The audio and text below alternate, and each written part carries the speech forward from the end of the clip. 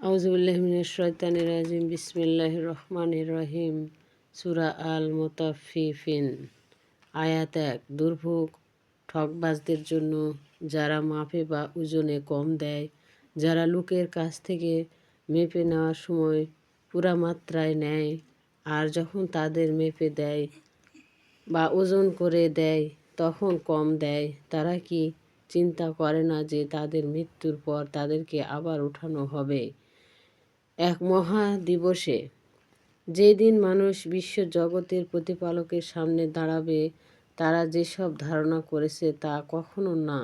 নিশ্চয়ই পাপীদের আমলনামা সিজ্জিনে সংরক্ষিত আছে। তুমি কি জানো সিজ্জিন কি? সীমা মোহরকৃত কিতাব। সেই দিন দুর্ভোগ হবে অঙ্গীকারকারীদের, যারা কর্মফল দিবসে অস্বীকার করে। কেবল সীমা লঙ্ঘনকারী পাপাচারী ছাড়া কেউই তা অস্বীকার করে না। তার সামনে যখন আমার আয়াত পড়ে শোনানো হয় তখন সে বলে, এ তো প্রাচীনকালের লোকদের কাহিনী। কখনো না, বরং তাদের কৃতকর্ম তাদের অন্তরে জং ধরিয়ে দিয়েছে। কখনো না, তারা সেই দিন তাদের প্রতিপালক থেকে পর্দার আড়ালে থাকবে, অতঃপর তারা অবশ্যই জাহান্নামে প্রবেশ করবে। অতঃপর বলা হবে, এটাই তা যা তোমার অস্বীকার করতে। ভালো মন্দের বিচার হবে না, শাস্তি পুরস্কার কিছুই হবে না, তা কখনো না। নিশ্চয়ই সৎ লোকের আমলনামা সংরক্ষিত আছে ইল্লিনে। তুমি কি জানো ইল্লিন কি?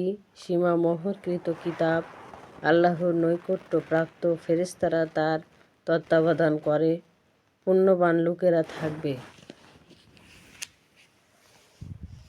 অফুরন্ত নিয়ামতের মাঝে উচ্চ আসনে বসে। তারা চারিদিকে সবকিছু দেখতে পাবে।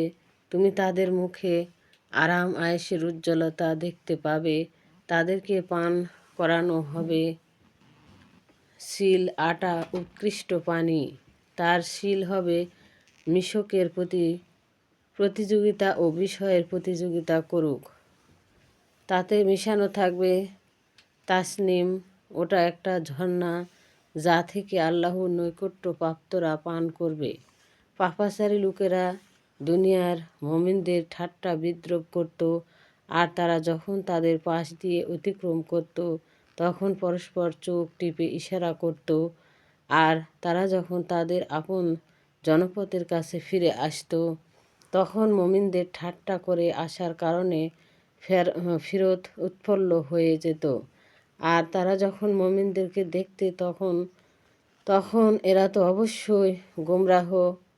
তাদেরকে তো মুমিনদের হিফজতকারী হিসাবে পাঠানো হয়নি। মুমিনদের কৃতকর্মের হিসাব মুমিনেরাই দিবে। আজ জান্নাত হতে মুমিন কাফিরদের পরিবর্তের উপর হাসবে।